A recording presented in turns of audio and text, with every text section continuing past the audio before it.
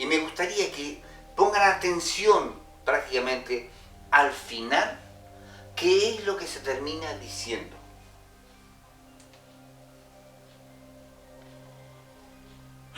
Solo una intervención de las Naciones Unidas evitó la derrota aplastante.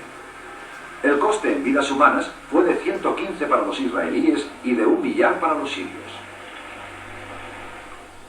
Esta apabullante victoria proporcionó una sólida defensa a los israelíes por primera vez en su historia. En vez de vivir amenazados por sus vecinos, ahora el ejército israelí ocupaba las zonas desde las cuales se organizaban dichas amenazas. Ahora eran ellos los que constituían una amenaza, algo que debía de ser celebrado.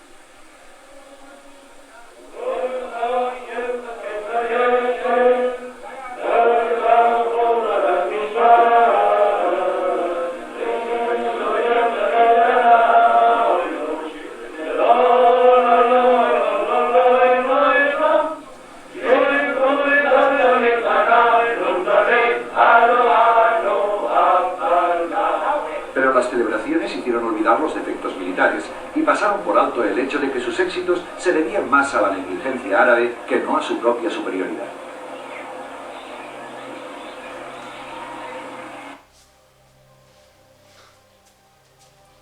Decía en este documental que su éxito se debía más a la negligencia, a la locura árabe, que a sus propios méritos. O sea, acá aparecen un par de cosas en danza también que son muy interesantes tenerlas en cuenta. Primero, que de algún modo reciben esta fortaleza, esta entereza para avanzar, para recuperar. Acá estamos viendo cuando en la guerra de los 6 días, cuando ya prácticamente han recuperado la otra parte de Jerusalén, porque cuando nacen en el 1948 le dan solamente la mitad de Jerusalén. Acá después de la guerra de 1967 o la guerra de los 6 días, toman la otra parte de la ciudad y ahora sí tienen a Jerusalén completa, bajo su completo dominio. El Salmo 83 dice de esta forma ahora el verso 2: pues aquí rugen tus enemigos, y los que te aborrecen alzan la cabeza. Fíjate tus enemigos, mira cómo se alborotan. Fíjate los que no te quieren, mira cómo te desafían. Joel, el capítulo 3, el verso 4. ¿Qué tenéis contra mí, Tiro y Sidón, Filistea toda? ¿Se quieren vengar de mí? Pues si de mí os tratáis de vengar, bien pronto haré que vuestra venganza se vuelva sobre vuestra cabeza. O sea, ¿qué le está diciendo? ¿A quién le está hablando otra vez? ¿Qué tenéis contra mí, Tiro, Sidón, Filistea toda? Otra vez la misma nación, otra vez los mismos pueblos. Y ahora nos continúa diciendo de esta manera. Hay algo que el Señor permanentemente ha hecho para que la victoria sea de Él. Hay algo que es importante en lo que fue ocurriendo en esta guerra y en guerras anteriores.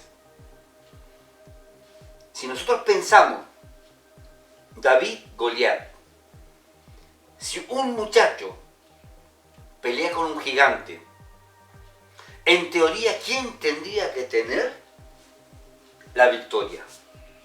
Si un enorme ejército pelea con un pequeño ejército, ¿de quién tendría que ser la victoria? En teoría, del que es más grande, del que es mayor, del que es superior en armamento, en fuerza, en muchas cosas que lo hacen superior. Es el momento en que el Señor muestra su poder para que la victoria sea de Él. Veamos esta historia que es muy conocida. Jueces capítulo 7, el verso 2. Dios le dijo a Gedeón: hay demasiados soldados en tu ejército y van a pensar que la victoria sobre los madianitas será de ellos y no mía. Pensemos también madianitas, estos de Madián, estos que también luchaban, ¿sí?, contra el pueblo. Estos Madián también es hijo de Sétura. Y volvemos a las guerras familiares. Y volvemos otra vez a este mismo conflicto antiquísimo que viene desde el mismo principio. Jueces 7:5. Entonces llevó el pueblo a las aguas, y Jehová dijo a Gedeón: cualquiera que la mire las aguas con su lengua, como lame el perro, aquel pondrás aparte. Asimismo a cualquiera que doblare sobre sus rodillas para beber. O sea, hizo una selección, ¿sí? O sea, con los que allí estaban, hizo una selección. ¿Cuáles eran los que iban a ir a participar? Y dijo: no, son muchos todavía. Y van a pensar que la victoria es de ellos por los muchos que había. Vamos a ver dos imágenes de qué forma, ¿verdad?, los que doblaban las rodillas, los que tomaban agua como perro, que se llevaban el agua a la boca, ¿sí?, a esos son los que eligió. Y estos fueron solamente 300 para luchar contra Madián. Jueces 7:6, los que lamieron el agua con su mano, llevándosela a la boca, fueron 300, porque todo el resto del pueblo arrodilló para beber, y a todo el resto lo mandó a casa, para que la victoria sea de él. Jueces 7:7.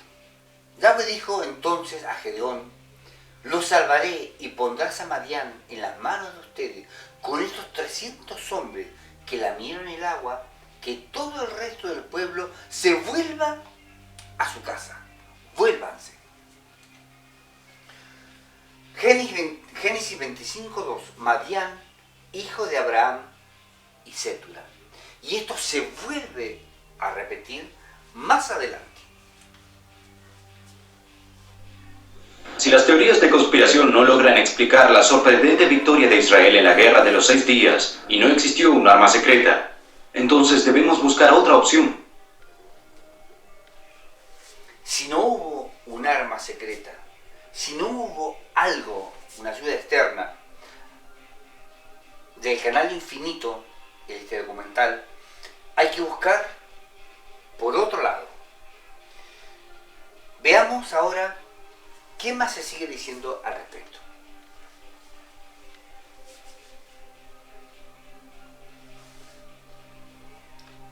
¿Cuántos eran? ¿Cuál era la proporción? ¿Cuántos habían de un lado y cuántos habían del otro? Estoy convencido de que hubo una intervención divina en la Guerra de los 6 días. Si comparamos los dos ejércitos y vemos el número de soldados y la cantidad de maquinaria, es imposible que hayan triunfado sin ayuda externa. Israel era una nación contra un mar de estados árabes. Parecía que sin duda íbamos a perder y dejar de ser una nación entre naciones cuando ganamos. Y especialmente cuando liberamos la sagrada ciudad de Jerusalén. No tuvimos dudas de que fue una victoria concebida por Dios. Durante la Guerra de los 6 días ocurrieron varios hechos que son muy difíciles de explicar. Parecen estar en el plano de lo supernatural más que en el plano natural. Parecían estar actuando a favor de Israel.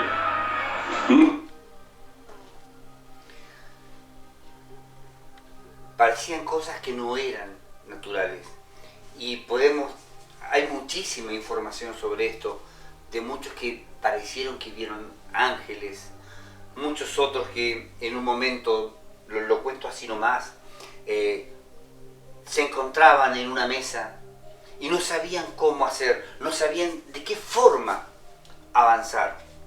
Y apareció un supuesto general y marcó qué es lo que se debía hacer y cómo se debía hacer y dónde se debían apostar y cómo debían de avanzar.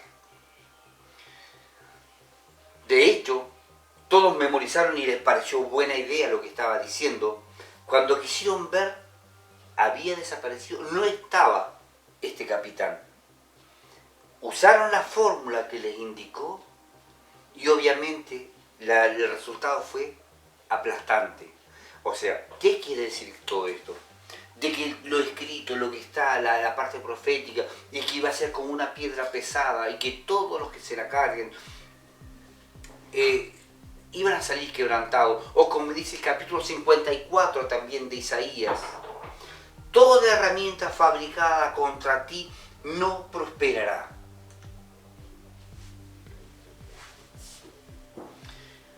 Y de pronto llegamos al Salmo y nos encontramos algo así como esto. Rugen tus enemigos, decía el Salmo. ¿Sí? Vamos a ver unos fragmentos solamente, de alguna forma, cómo se vocifera, cómo se ruge, cómo se habla al respecto.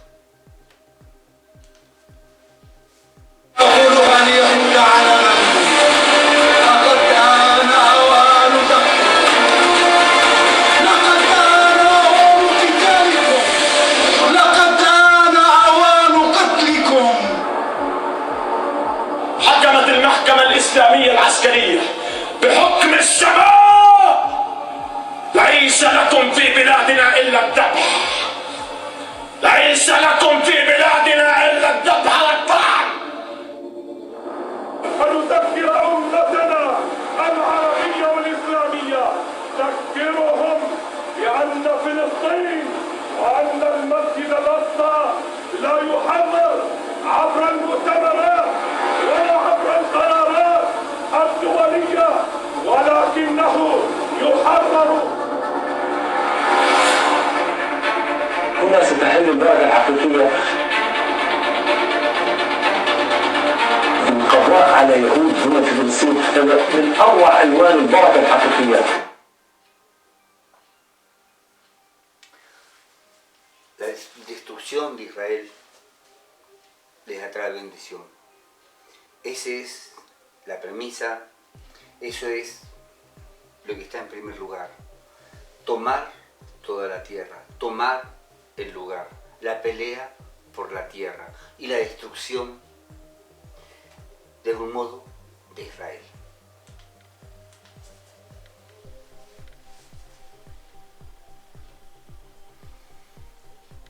Israel debe ser eliminado.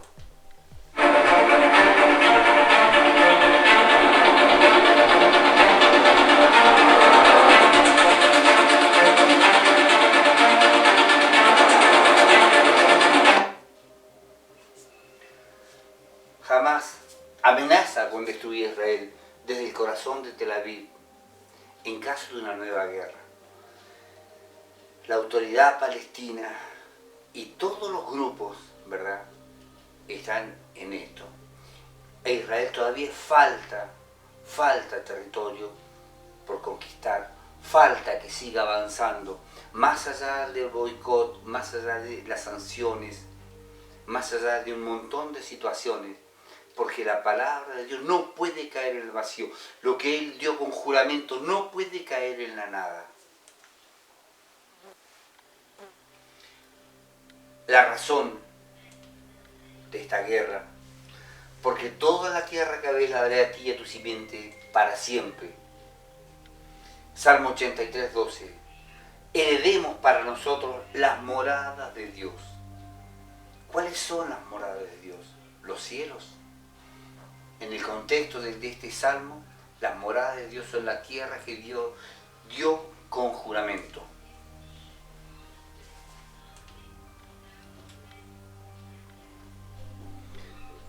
El gran Israel y el camino. Y vamos llegando a la parte final, donde estamos hablando de que todos estos hermanos que se disputan todo este lugar, y acá hay algo que es importante en todo esto. Si nosotros, no sé si alcanzan a ver, ¿verdad? Esta parte marrón, esta partecita ahí es lo que es Israel hoy. Ahora, la tierra de la promesa tenemos el río Nilo, ¿sí?, el río Éufrates, y es importante ver desde dónde hasta dónde. Y hay algo en todo esto que es interesante verlo, para que lo veamos más cerca, lo que es el lugar de Israel, ese pequeño triángulo que está en este lugarcito ahí, ¿sí? Pero estaba indicando también, de algún modo, algo que nos dice el profeta Isaías para un último tiempo y para tener en consideración y decir, Egipto sirve a Dios, los asirios sirven a Dios. ¿Por qué? Isaías 19, el 23, dice así: en aquel día habrá un camino de Egipto a Siria, y Asiria irá a Egipto, y Egipto a Siria. Y Egipto juntamente con Asiria servirán a Yahweh, o servirán a Dios, o servirán a Jehová. Aquel día Israel será tercero con Egipto y Asiria, como bendición en medio de la tierra. Creo que es importante, ¿verdad? Esta última parte, esto último que queda, cuando decimos, va a haber como si fuera una carretera, como si fuera un camino de Asiria a Egipto y de Egipto a Siria. Bendito el pueblo mío, Egipto, y Asirio, obra de mis manos, e Israel, mi heredad. Y habla que juntos van a servir y juntos van a adorar al Dios vivo, al Dios que todo lo da. Espero que esto pueda servir, que les sea útil y ver en estos tiempos en el cual esto se está dando y que sería importante ver, ¿sí?, cuánto tiempo más esto está por delante. Que el Eterno les bendiga ricamente y que si de alguna forma esto no quedó claro para ustedes, que de lo alto pueden recibir lo necesario para que lo puedan comprender.